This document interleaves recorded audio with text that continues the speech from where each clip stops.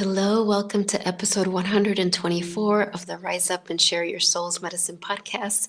My name is Lisa Espinosa. I'm a spiritual career coach, and I help helpers and change makers to share their unique gifts with more fulfillment, with more impact, while cultivating a life they love, no matter what challenges arise. So I'm so excited to talk about today's episode, which is choosing your feeling fuel. And this is a little intro to the webinar that I'm going to be sharing next week, Safe to Serve, Emotional Power and Resilience for Helpers and Changemakers. So first, let's talk about the importance of emotions. Really think about that. Emotions are what create the results. It's really our thoughts, but our thoughts create our emotions, and then the emotions really are the fuel. So think about it. Imagine if you're teaching a class and this class is very valuable. You're sharing a lot of important, helpful information, but the emotions that you're feeling are disconnected, unsure, resentful, lack, scarcity. And those are your feelings as you're sharing your content. Think about the impact that your class is going to have, as opposed to if you're teaching that same class, but your feelings are connected, confident, you're feeling generous, you're feeling abundant, you're feeling in service. Now think about the impact that class will have. And so really your emotions are essential. And the helpers, the specific helpers and change makers that I help are very emotionally sensitive. And just like I am, and this is a gift, make no mistake. And in this masterclass next week, I will be talking about why so many helpers are so emotionally sensitive. I've been asking that question. I've been reflecting on it. I've been really in my meditation with the Divine Mother, really asking her for clarity. Why is that? I know there's some obvious answers, but it goes deeper than that. And so as an emotionally sensitive person, like when you feel really good, you feel really good. And when you feel really challenged, you might feel really, really challenged. And so in this podcast episode, it's about the fuel, like those emotions that are catalysts for you, that accelerate your service, that when you feel them, you're like unstoppable. And unstoppable looks different for every person. It doesn't necessarily have to mean loud or doing lots of different things. It could look like that, or it could look just very grounded and present and calm and clear. In the masterclass, I will also talk about those emotions that feel like poison. Those are very important as well. But for this one, I want to focus on your fuel. And so when you share your gifts, what I call your soul's medicine, right? That combination of your natural talents and gifts combined with your professional training, combined with all the wisdom gained from your transformative experiences, right? You're sharing that unique combination. That's why I say nobody else has your soul's medicine, because literally nobody else could have that combination of things. And so what I've come to understand is that part of your soul's medicine also includes your emotional fuel, your sacred soul fuel. Like think about it that way. And it's different for everyone. There are some people that their emotional fuel will be certain emotions, and that wouldn't fuel you at all. Maybe they'd feel good, but it wouldn't be your fuel. So it's very essential, it's very important, it's very useful when you identify what is your emotional fuel. Because once you identify it, you can consciously choose it and you can learn to cultivate it. And you can start to not just feel like at the whim of it, like, oh, well, sometimes I feel that's great, and sometimes I don't, or, well, I felt that until that thing happened and then I didn't. But no, like that's what emotional power means, is being able to decide, wait a minute, these emotions fuel me. And when I'm in those emotions, I can share and be impactful and be in service in such a deep way. Now, emotional power also means not being scared of the other emotions, and we'll talk about that next week. But today, again, let's focus on your emotional fuel. So I want to invite you right now to take a moment, and maybe you've never asked yourself this question, but to really ask specifically when you're in service, when you're helping others, when you're doing your work, whatever it is, whether you're a therapist, whether you're a coach, whether you're in not even in the wellness profession, but whatever industry you're in, you're there sharing your gifts. What are the emotions that fuel you? Now, this is very interesting. You might notice when you ask yourself that question that your ego mind, and when I use the word ego, I mean it in a spiritual sense, that part of you that believes it's separate from the divine, is separate from God. Right? We all have that. That's why it's a heroic human journey. Yes, we're divine beings. We're a soul having a human experience. But when we land here on earth, like we basically sign up to also have an ego structure, to also have all of the limitations that humans do, right? That humanity does. And to have those and embrace that, wait, I'm more than just merely human. I'm a soul. And so there might have been times in your life where there were certain emotions that fueled you, but they were really coming from the ego structure. So, for example, you might have been fueled by competition in the past. Now, a lot of my clients aren't. I'm not. I've never have been. As an emotionally sensitive person, competition never worked for me. It just overwhelmed me and put a lot of pressure on me. But maybe for you, you look back and you're like, yeah, I used to be fueled by that. Or I used to be fueled by, and I don't know what that feeling exactly would be, but it's like proving myself, like this feeling that I wanted to prove myself, right? It was this very like kind of warrioress rising up out of the mud feeling. And that fueled me for a long time until that wasn't sustainable anymore. You could be fueled by fear. Fear can be a fuel. Those, again, are coming ultimately from the ego structure, not from your soul. So when I ask what emotions fuel you, that's what I'm asking you to uncover, to explore. Now, for some of you, maybe it'll come up really fast. You'll know, I know what it is.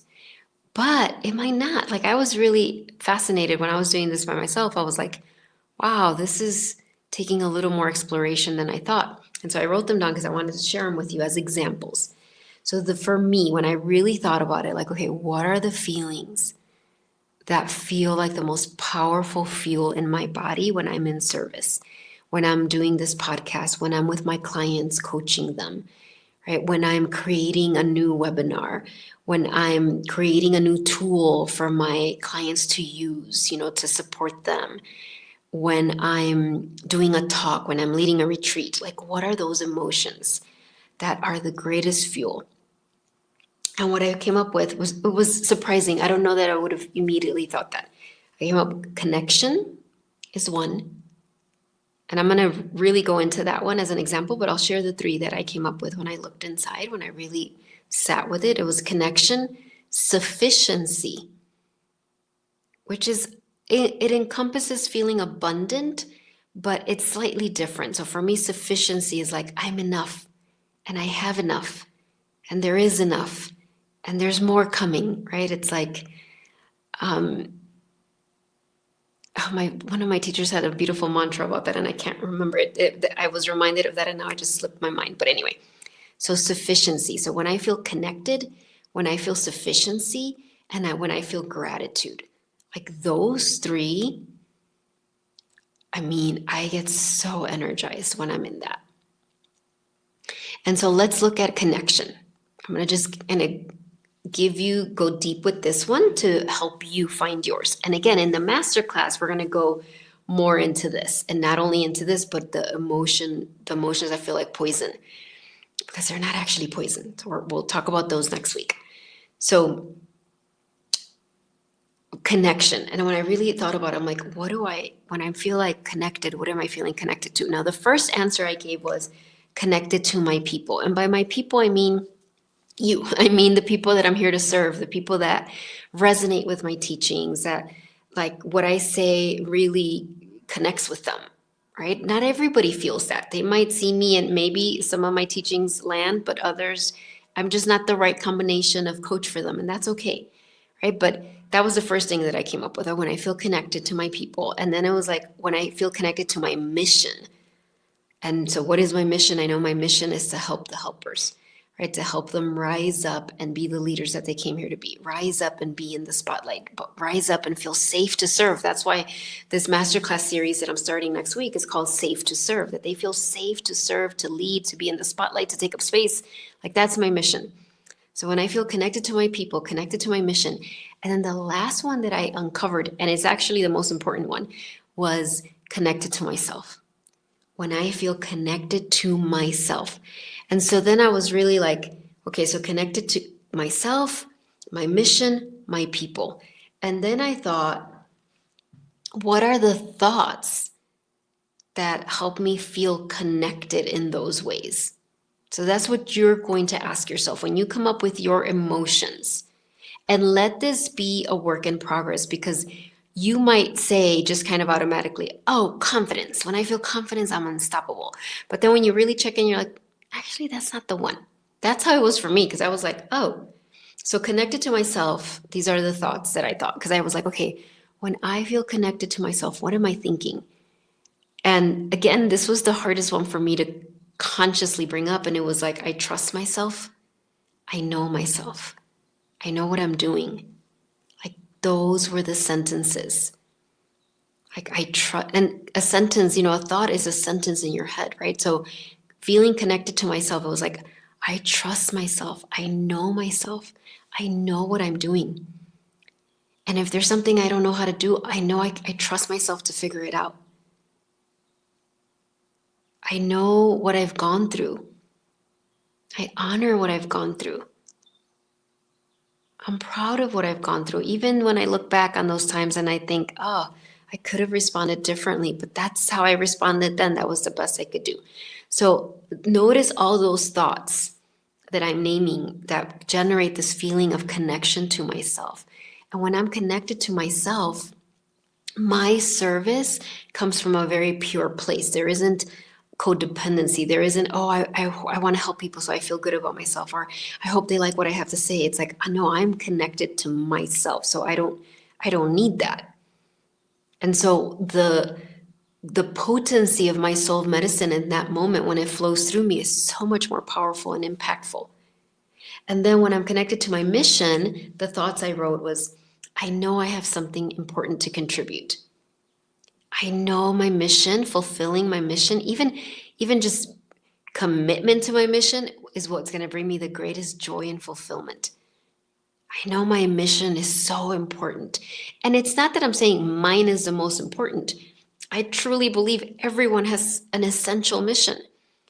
So that's probably the easiest one for me to align with for whatever reason, ever since I was a little girl. Maybe I didn't say, I know I have a mission, but that's what I was feeling. Like, I was like, I know I'm here to help a lot of people. Like, that's what makes me happy. Like, that's what I fantasized about. So that connection to my mission was always very important. And you might recognize that in yourself too. And I really believe the reason the connection to myself was harder is because I experienced so much trauma in my childhood. I experienced so many challenging challenging emotions, but challenging transformative experiences, as many of you did, I'm sure. Because often when we sign up to be helpers and change makers, we signed up to experience lots of challenges, not out of a place of martyrdom, not because we want to suffer, but because that's part of the training.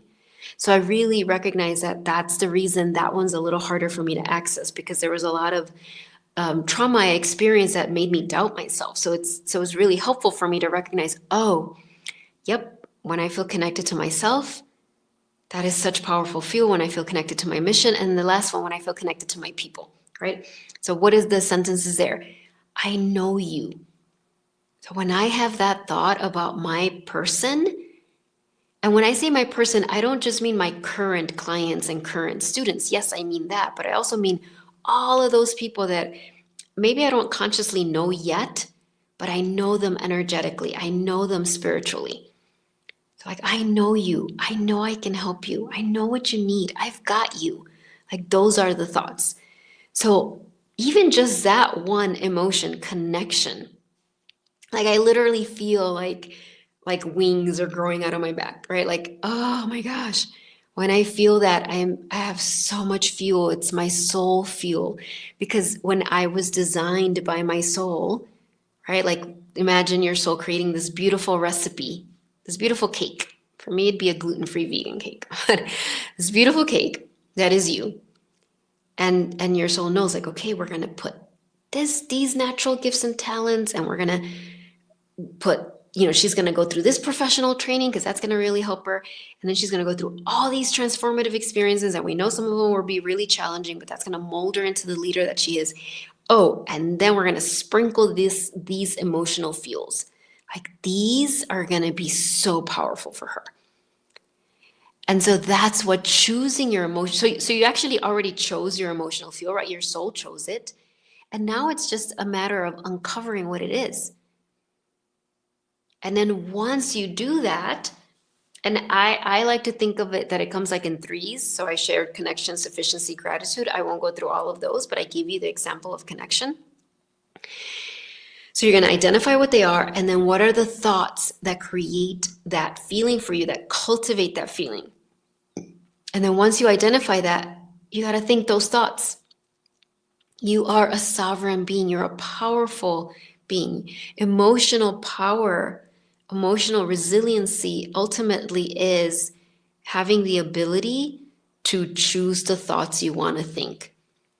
And which includes noticing when you're in the other thoughts, right? So the opposite of connecting to myself would be like, oh, I don't trust myself. I don't know what I'm doing. I can't figure this out. I need somebody else to figure it out for me. That would be the opposite. So for me, when I notice I'm in that place, I don't beat myself up. I have compassion and I'm like, oh, wait, I'm learning how to master emotional power. That means let me go back to those thoughts that cultivate connection. And so really, I want to encourage you, invite you, urge you, challenge you, whatever word resonates, to identify what is your emotional fuel. What are those three emotions? That is your emotional fuel. What are the thoughts that create those emotions? And then practice those thoughts. And if this calls to your heart, join me next week. I mean, I don't know when you're watching this, but it's April 17th, 2025, next Thursday. I believe it's 2 o'clock Central. It's a free masterclass, a brand new masterclass called From My Safe to Serve series. There's going to be 4 parts to that series. But you're not going to, you only get the replay for 5 days. So if you're hearing this and you're like, I want to be part of that, sign up now. And you'll have 5 days to watch the replay or attend live. I would love for you to be there live. And then what else? I'm going to share much more than this. It's going to be about emotional mastery. What does it really mean? About your emotional fuel, those emotions that feel like poison, but are actually the entryway to the greatest aspect of your soul's medicine. I'm going to share with you some of the insights, divine guidance that came when I connected to the Divine Mother, asking her, why are so many helpers so darn emotionally sensitive?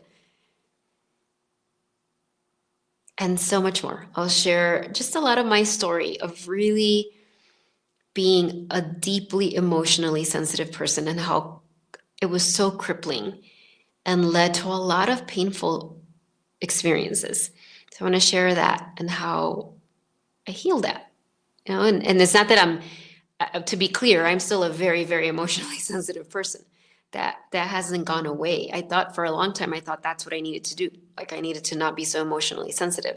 And then I realized, nope, that's who I am. That's how I am. This is my gift. But then it was learning, how does that become my power? Truly feel like power, not like a curse. And if you want private help, right, as powerful as it is to be in the masterclass, I really believe it's more powerful to be right in front of me over Zoom and to really have my focus be just on you. It's a compassionate space, a non-judgmental space where I take you through this process. First, we start with a powerful, lovely, short little meditation to connect you with your soul. And then I ask you some questions to help you identify what is the thing that's getting in the way of you stepping into your greatest service, your greatest legacy of love, whatever that looks like for you. It's not about how many action steps you take. To help you identify what is it and what are the tools, the practices, the thoughts, the emotions that are going to help you really have your breakthrough year this year and beyond. And after that, if I feel like I can help you more, I will share the details of my coaching program.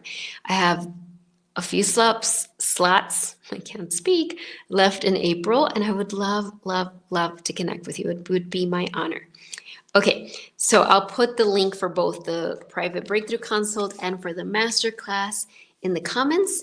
I'll also put the link for you to sign up for my newsletter. I am sharing so many things all over here on YouTube and my podcast, on Instagram. It's a different offering. You know, it's more spontaneous, more like, oh, I'm taking a walk. I want to share this with you.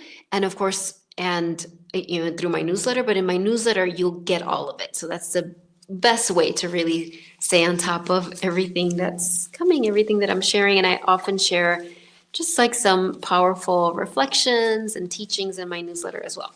Okay, so I'm going to just share from the Soulful Woman. Let's pull an oracle card. Remember, oracle cards, they're not like this mysterious, magical thing. They're very practical. They are an indirect way that your soul can speak to you. Right? In my book, Answering Your Inner Calling, I talk about how your soul talks to you in direct and indirect ways.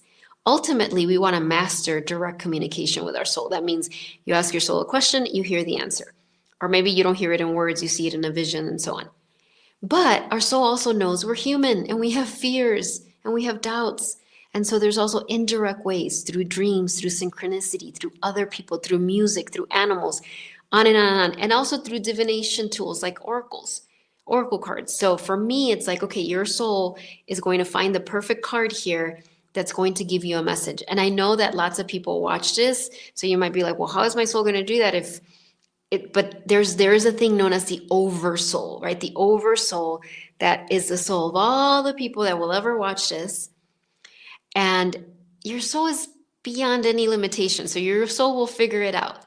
So whatever card comes here, know that there is a message here for you. And I'm going to ask it specifically about your feeling fuel. So let's ask that question, like, what does your soul want you to know about your most powerful emotional fuel? Okay, so let's see.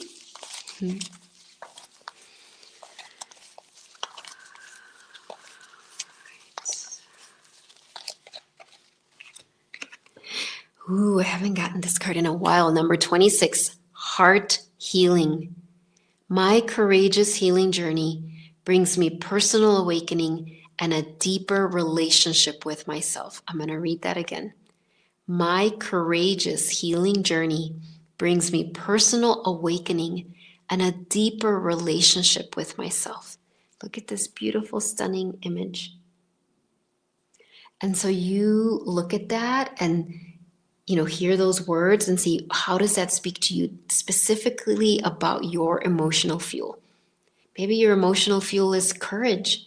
That is definitely, if I was going to put my top 5, courage would be one of them, or top 10, because I have a lot.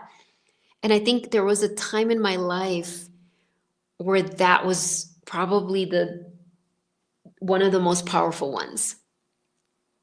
I just had to really lean on courage because there was so much I was digging myself out of. And I still do, for sure. But in this moment, that connection one feels like an even more powerful one. It almost like encompasses courage in there somehow. So anyway, so whatever it means for you. All right. Thank you so much, everyone. I will see you next time. And I hope to see you in this month's masterclass, Safe to Serve, Emotional Power and Resiliency for Helpers and Changemakers. It would be so wonderful to connect with you. All right. Bye, everyone.